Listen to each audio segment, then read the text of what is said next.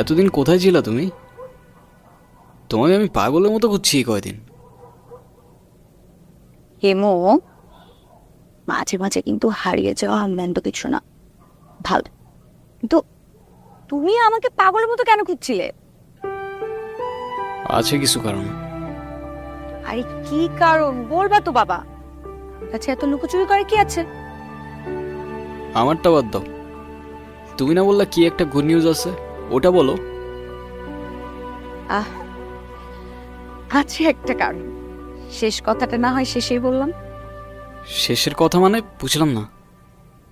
তোমার বুঝতে হবে না, বলো তুমি যেটা বলতে চেয়েছিলে বলো।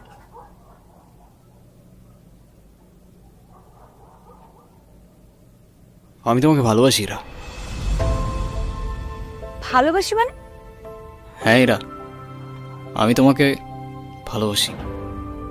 সেই ছন্ন ছাড়া হিমু আজকের হিমুতে পরিবর্তন হয়েছে শুধুমাত্র তোমাকে ভালোবাসে বলে। হিমুর জীবনে ইরা না আসলে এই জীবন কখনো পসিবলই হইতো না। এতদিন আমি কিছু বলতে পারিনি ভয়ে যে আমাদের ফ্রেন্ডশিপটা নষ্ট না হয়ে যায়, কিন্তু আমি আর পারতেছি না ইরা। আমাকে ভুল বুঝো না তুমি।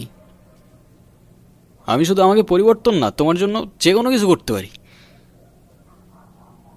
I love you Ira. দেখো ইমো, আমি তোমাকে আমার ফ্রেন্ড ছাড়া কখনোই কিছু ভাবিনি। আরে আমরা একসাথে ঘুরতাম, আড্ডা দিতাম, আমরা অনেক বেশি ফ্রি ছিলাম। দেখো এটা না যে আমি তোমাকে ভালোবাসতাম, রাইট?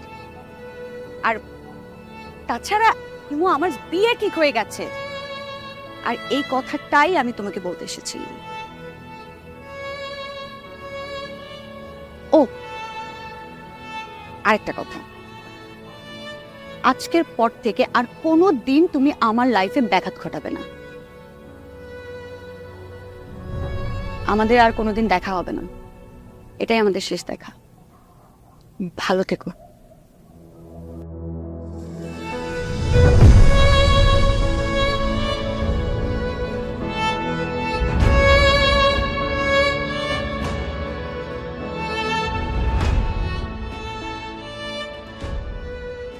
প্রত্যেকটা মানুষের জীবনেই এমন একজন আসে যে কিনা এলোমেলো জীবনটা গুছিয়ে দিয়ে যায়, কিন্তু সেই গোছানো মানুষটাকে ধরে রাখার মতো সাহস বা ক্ষমতা নিয়ে কেউই আসে না।